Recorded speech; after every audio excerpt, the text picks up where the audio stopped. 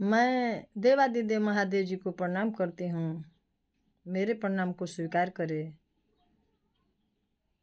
माता अम्बे जगदम्बे जगत जननी महागौरी के चरणों में मैं बार बार नमन करती हूँ। मेरे प्रणाम को स्वीकार करें, स्वीकार करें। और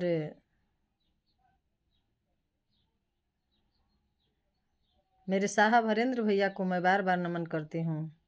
नीलम दीदी को मैं बार बार नमन करती हूँ। मेरे प्रणाम को स्वीकार करें, स्वीकार करें। जहाँ तक भी मेरी आवाज़ जाए, जो भी मेरे इस वीडियो को देखे सुने, उसके चरणों में मैं बार बार नमन करती हूँ। मेरे प्रणाम को स्वीकार करें, स्वीकार करें, स्वीकार करें। अपने देवादिदेव महादेव के लिए मैं एक खुद से भजन होली में बनाई हूँ। कृपया आप लोग सुने और पसंद आए तो लाइक ज़रूर करना, शेयर करना, सब्सक्राइब करना। नहीं पसंद आए तो नहीं करना। बस भोलेनाथ के लिए, देवादिदेव महादेव के लिए, चर्चा को फैलाने के लिए मैं शिव शिष्य हूँ। मैं शिव भक्ति और चर्चा को आप लोग के सामने रख रही हूँ भजन के रूप में। कृपया इस भजन को आप लोग शेयर करेंगे। मैं अगर आप लोग पसंद करेंगे तो मैं अपने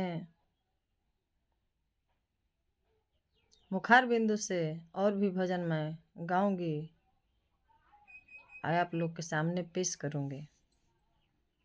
हर हर महादेव। चर्चा में जाइब अकेले, गुरु के चर्चा में जाइब अकेले।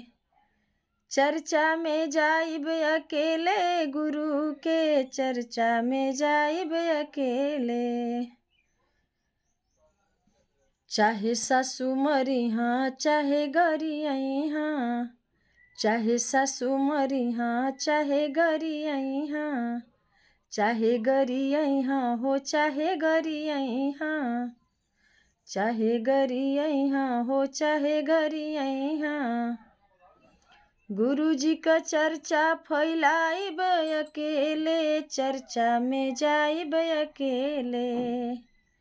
अपने शिव जी का चर्चा फैलाइब अकेले, चर्चा में जाइब अकेले। चर्चा में जाइब अकेले, गुरु के चर्चा में जाइब अकेले। चाहे ससुर मरी हाँ, चाहे गरी आई हाँ। चाहे ससुर मरी हाँ, चाहे गरी आई हाँ। अपने गुरु जी का चर्चा फैलाइब अकेले, चर्चा में जाइब अकेले। अपने गुरु जी का चर्चा फैलाइब अकेले, चर्चा में जाइब अकेले। चर्चा में जाइब अकेले, गुरु के चर्चा में जाइब अकेले। चाहे भसुर मरी हाँ, चाहे गरी आई हाँ। चाहे दीदी मरी हाँ, चाहे गरी आई हाँ। गुरु जी का चर्चा फैलाइब अकेले, चर्चा में जाइब अकेले। शिव शंकर के चर्चा फैलाइब अकेले, चर्चा में जाइब अकेले। चर्चा में जाइब अकेले, गुरु के चर्चा में जाइब अकेले। भंगिया के भोग लगाइब अकेले, चर्चा में जाइब अकेले। चाहे देवर मरी हाँ, चाहे गरी आई हाँ। चाहे देवर मरी हाँ, चाहे गरी आई हाँ। गुरु जी के चर्चा फैलाइब हो, अरे गुरु जी का चर्चा फैलाइब अकेले, चर्चा में जाइब अकेले। चर्चा में जाइब अकेले, गुरु के चर्चा में जाइब अकेले।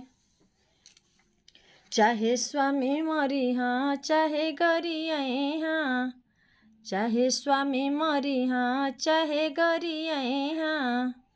गुरु जी के भोग लगाइब हो, अरे गुरु जी के भोग लगाइब, अकेले चर्चा में जाइब अकेले।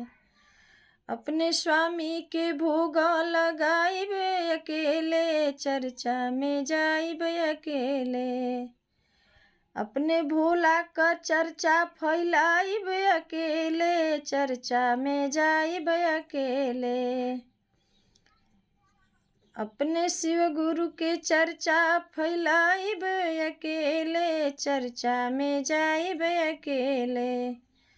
भैया हरेंद्र जी तीन सूत्र देहना, भैया हरेंद्र जी तीन सूत्र देहना, तीनों का पालन हम करबा अकेले चर्चा में जाइब अकेले। तीनों का पालन हम करबो अकेले चर्चा में जाइब अकेले। पहिला में दाया मांगब दूसरा में चर्चा, पहिला में दाया मांगब दूसरा में चर्चा, तीसरा में नामन हम करबो अकेले चर्चा में जाइब अकेले। तीसरा में नामन हम करबा अकेले चर्चा में जाइब अकेले। अपने शिव गुरु के चर्चा फैलाइब, अकेले चर्चा में जाइब अकेले।